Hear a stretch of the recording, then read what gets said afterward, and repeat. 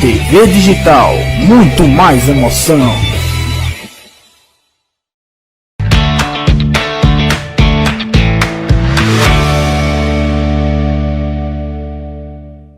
Olá, amigos da TV Digital, do programa Jornal Online, consultório do JO. Hoje estamos aqui direto do Centro Médico Doutora Cristina Góes para entrevistar uma psicóloga, Georgia Matos. Ela vai falar conosco sobre o tema de hoje, Síndrome do Pânico. Antes de conversarmos com ela, vamos mostrar na arte alguns sintomas que aparecem nas pessoas que são afetadas pela Síndrome do Pânico.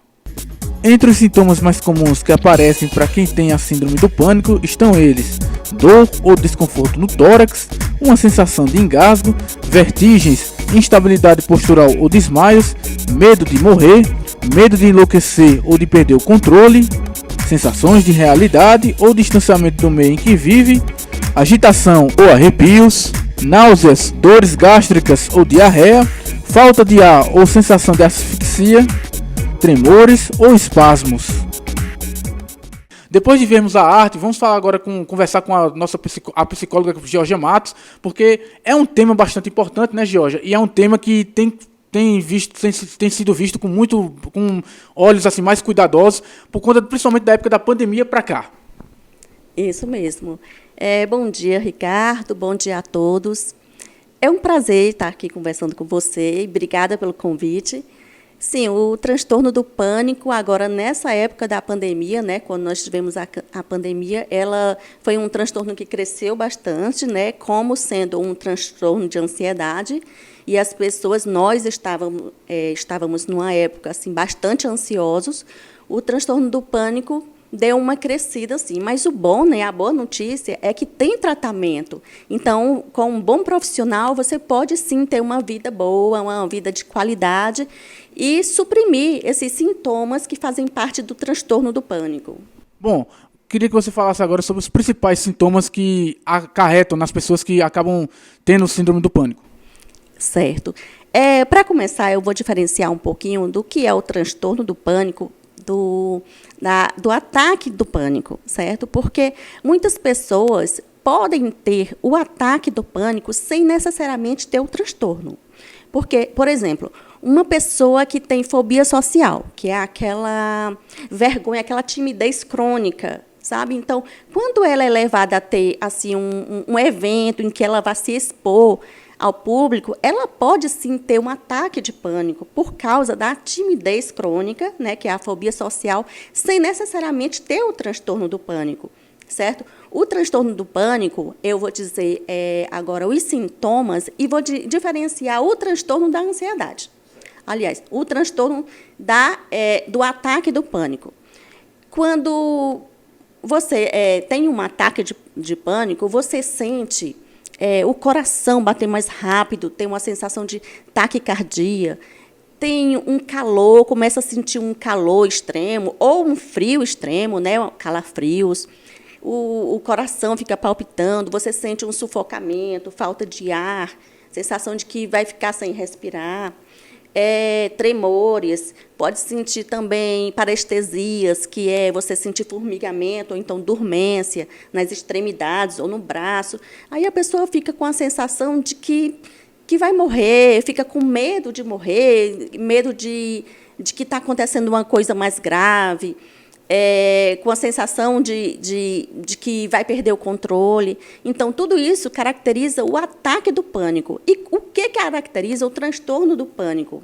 O transtorno do pânico é simplesmente você ter todos esses sintomas e você ficar com um medo extremo de continuar tendo esses sintomas toda vez que tiver algum gatilho, como for sair, vai para um local estranho, ou então vai até para uma festa. Inclusive, Ricardo, você pode ter um ataque do pânico dormindo.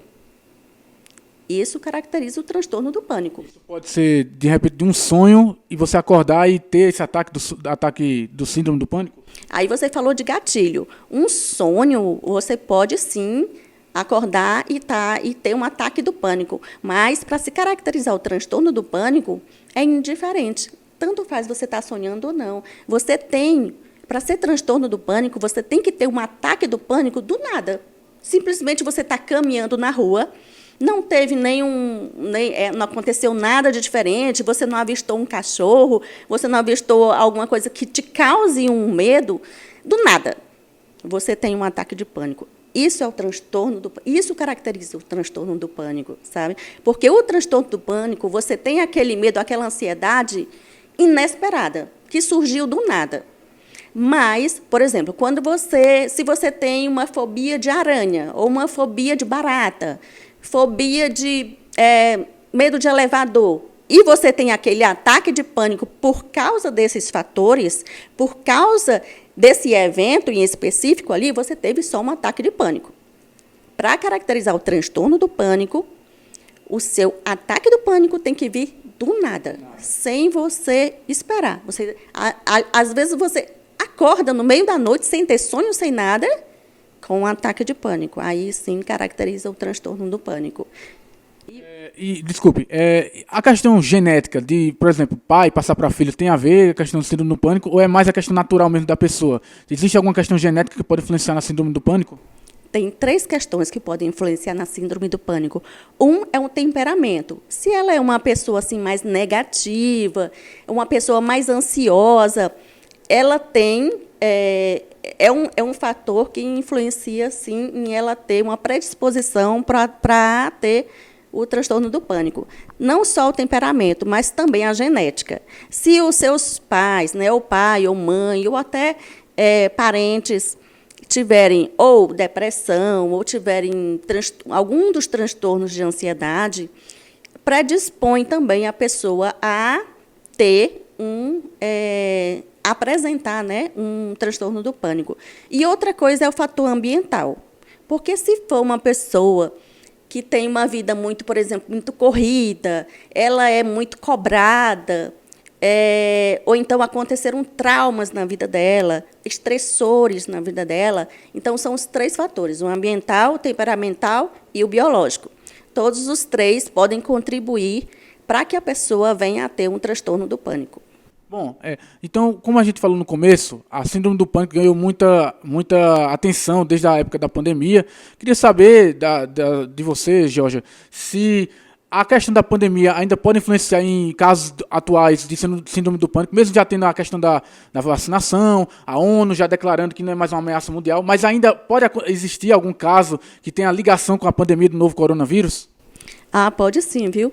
Porque na época, né, da pandemia, apareceram muitos casos de transtorno do pânico vindo dos ataques de pânico. Porque, como eu te falei, quando você tem um ataque de pânico e essa coisa fica recorrente e você fica com um medo extremo de, a qualquer momento, ter outro ataque, já configura, né, o transtorno do pânico. É um dos fatores que configura o transtorno do pânico. Então, se hoje eu estou aqui e eu estou em um ambiente, tem gente espirrando, gente tossindo, e eu já começo a ter aqueles sintomas que eu te falei, o calafrio, o estômago embrulhado, começa o coração palpitando, e eu sinto que eu vou ter um ataque de pânico, pode ser, sim, que a pessoa esteja já com resquícios do medo que a gente passou na época da pandemia. Então, Georgia, para a gente ir para a reta final aqui do consultório, eu queria saber se tem tratamento a síndrome do pânico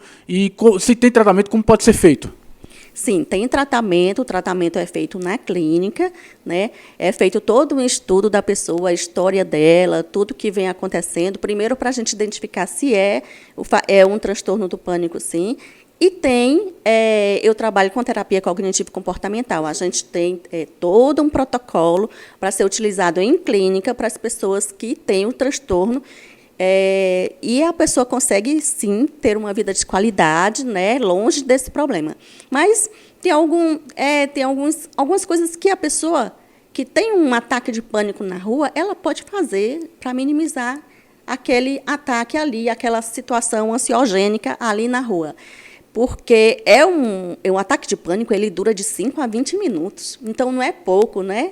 É um tempinho considerável. Mas a pessoa, quando sentir que vai ter um ataque do pânico e sintomas começarem a surgir, ela pode se concentrar na respiração, porque, olha só, Isso que acontece, um ataque de pânico, é o cérebro da gente enganando a gente, dizendo que a gente está numa situação de perigo.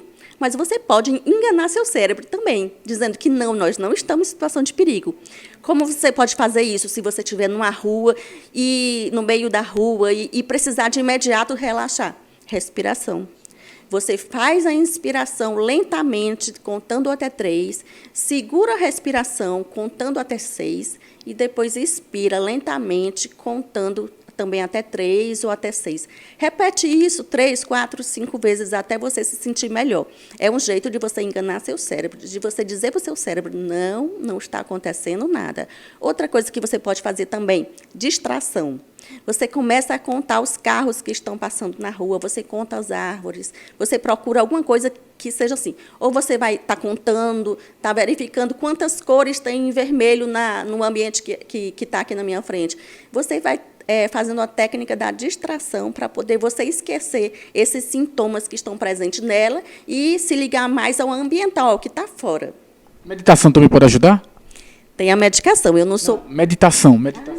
Meditação, sim, pode ajudar, sim, principalmente mindfulness, que é uma meditação chamada da atenção plena, que a mindfulness, essa meditação, não é para ser feita na hora que você está tendo um ataque, é para você fazer, para você praticar todo dia, porque é um jeito de você já ir programando o seu organismo para ficar mais calmo, mais relaxado e se concentrar no momento presente e não nos seus sintomas. Inclusive, o mindfulness, se você começar a praticar hoje, ela só vai fazer efeito, vai mostrar os benefícios mesmo um pouquinho mais para frente. Não é uma coisa bem de imediata. Então, meditação, mindfulness, ajuda, mas não na hora do ataque de pânico. Ajuda é uma coisa progressiva. Você vai fazendo e ela vai te ajudar lá na frente. Tá certo. Bom, estamos chegando no final aqui do consultório do Jornal Online. Doutora Georgia Matos, gostaria de agradecer por ter participado aqui. E eu queria, antes, como a gente sempre faz com todos os profissionais que a gente entrevista, que você fizesse a propaganda do espaço, que fale aí do seu trabalho, como as pessoas podem encontrar a Georgia Matos. Tá certo. Eu tenho todas essas informações, telefone, o endereço da clínica, no meu Instagram. É georgia.matos. E o meu telefone para contato é 99902-1179. Tá certo. Muito obrigado a todos que acompanharam o consultório do Jornal Online. A gente volta na próxima semana com mais outro profissional de saúde. Um abraço.